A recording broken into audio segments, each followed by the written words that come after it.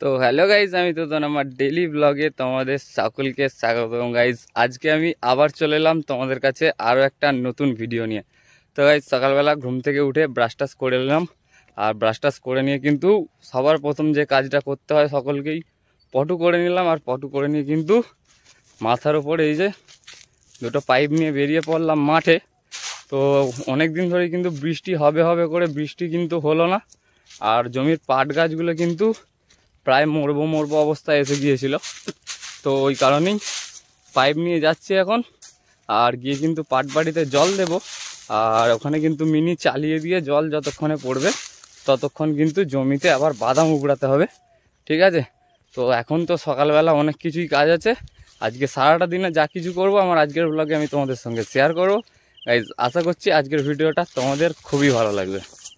তো গাইজ, মাঠের কাজ শেষে পৌঁছে গেলাম বাড়ি। আর বাড়িতে এসে একটা কাঁঠাল নিয়ে বসে পড়লাম, আর অল্প কটা মুড়ি, আর তার সঙ্গে ছিল চানাচুর। তো হঠাৎ করেই মাঠের কাজ শেষ করতে করতে কিন্তু পুরো গোটা আকাশ জুড়ে মেঘ করতে আরম্ভ করলো। বাড়িতে অনেক জায়গায় বাদাম টাদাম দেওয়া ছিল, তো সেইগুলো সব জোড়ো টোড়ো করে নিলাম।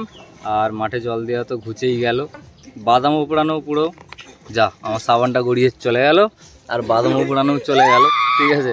তো এই কারণেই চলে এলাম ঘাটে। আর ছেলেপুলেরা কী করছে সেটা তোমাদেরকে দেখাচ্ছি, দাঁড়াও। দাদাগুলো কি করছে দেখো খালি। আর ওখানে একজনের অবস্থা দেখো, মাথার উপরেতে দাদা বৃষ্টি পড়ছে বলে মাথার উপরেতে শলা দিয়ে ছাতা করেছে, ঠিক আছে?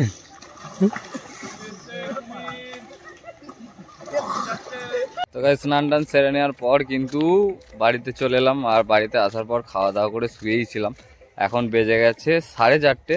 আর তখন কিন্তু গোটা আকাশ পুরো মেঘে কালো হয়েছিল। আর এখন এত রোদ, এখন 4:30 বাজে।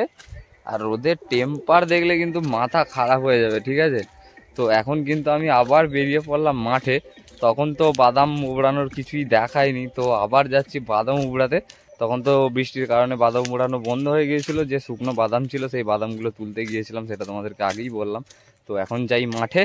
আবার মাঠেতে গিয়ে কি করব সেটাও তোমাদেরকে দেখাচ্ছি মাঠেতে গিয়ে। বাপরে! তো গাইস, বাদাম উবড়ানোর কাজ কিন্তু আমার শেষ হয়ে গেছে, ঠিক আছে? আর যে জমিটায় বাদাম উবড়াচ্ছিলাম সেই জমিটা তো বাদাম উপড়ে ফেললাম সব। তোমাদেরকে বাদাম উপড়ানো আর কি দেখাবো, তোমরা নিশ্চয়ই ভালো করেই জানো যে বাদাম কীভাবে উপড়াতে হয় না উপড়াতে হয়। তো বাদাম যে শুকনো করা ছিল সেই শুকনো বাদাম এক জায়গায় কিন্তু জড়ো করা ছিল। তো সেখানে যে মাটির সঙ্গে যে বাদামগুলো ছিল সেই বাদামগুলোকে কিন্তু এই যে সব মাটি থেকে একটা একটা করে বেছে নিলাম। আর নিয়ে এই গামছার মধ্যে নিয়েছি, নিয়ে কিন্তু এবার সোজা চলে যাচ্ছি বাড়িতে, ঠিক আছে? বেরিয়ে পড়লাম রেডি হয়ে নিয়ে প্রীতমের মামা বাড়িতে, ঠিক আছে? আর আজকে কিন্তু এখন একটা চপের দোকানে যাবো। আর চপের দোকানে ভিড় দেখলে তোমাদের পুরো ফেটে যাবে। তো গাইস, কিছুক্ষণের মধ্যেই কিন্তু পৌঁছে গেলাম আমাদের কাকুর চপের দোকানে। আর কাকুর চপের দোকানে চপের টেস্ট সত্যি বলতে আর কোথাও তোমরা পাবে না। এখানে রয়েছে চপ, এখানে কিছু স্যান্ডউইচ, ভেজিটেবিল আর ডিমের চপ রয়েছে। আমাদের কাকু কিন্তু তেলের মধ্যে থেকে গরম গরম চপ তুলে নিল। আর একটা চপ কিন্তু আমি নিয়ে বসে পড়লাম। আর চপের সাইজটা গাইস তোমরা দেখো, এই সাইজের চপ আমি তোমাদেরকে গ্যারেন্টি দিচ্ছি, এই সাইজের চপ তোমরা কিন্তু এই তল্লাটে বা তোমাদের ওদিকেও কোথাও পাবে না। নিলাম চপ, প্রীতম নিয়েছে চপ, আর সাত্বিক খালি আলাদা এই যে বোমা খাচ্ছে, বোমা। আর চপের টেস্টটা কিন্তু জাস্ট ওয়াও কিন্তু। একটা খেয়ে কিন্তু মন ভরেনি, ঠিক আছে? ওই জন্য আরও একটা ধর। এই যে সাত্বিক দাদার হাতে স্যান্ডউইচ। এখনো কিন্তু খাওয়া শেষ হয়নি, আবার চলে এলো ডিমের চপ। তো গাইস, কাকুর চপের দোকানে চপ খেয়ে কিন্তু আমাদের তিনজনের 60 টাকা বিল হয়েছিল গাইস। অনেকটাই এখানে কিন্তু চপের দাম কম। তোমাদের ওখানে চপের দাম ক টাকা তোমরা কিন্তু কমেন্ট বক্সে কমেন্ট করে অবশ্যই জানিও। আর আমার আজকের ভিডিও তোমাদের কেমন লাগলো কমেন্ট করতে ভুলো না যেন।